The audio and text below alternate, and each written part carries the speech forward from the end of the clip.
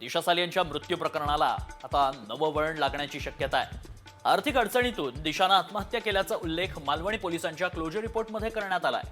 वडिलांचा अफेअर आणि सतत पैशांच्या मागणीनं ती तणावात होती। याबाबत दिशानं आपल्या मित्रांना बोलून दाखवलं होतं, असंही क्लोजर रिपोर्टमध्ये नमूद करण्यात आलंय। 4 फेब्रुवारी 2021 ला मालवणी पोलिसांनी क्लोजर रिपोर्ट सादर केलाय। पोस्टमॉर्टम रिपोर्ट कालच आलेला आहे, काही दिवसापूर्वी आलाय, पुन्हा एकदा प्रसिद्ध झाला। इतर काही गोष्टी येत आहेत। आदित्य ठाकरे समर्थ आहेत, उद्धव ठाकरे समर्थ आहेत, आम्ही सगळे समर्थ आहोत।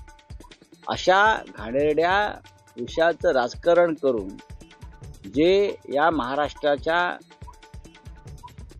पहिल्या क्रमांकाच्या कुटुंबावर, ठाकरे कुटुंबावर चिखलफेक करू इच्छितात आणि पुन्हा बाळासाहेब ठाकरेंचे फोटो लावतात, आम्ही बाळासाहेब ठाकरेंचे विचारवाहक आहोत असे म्हणतात, त्याला लाजा वाटला पाहिजे करताना।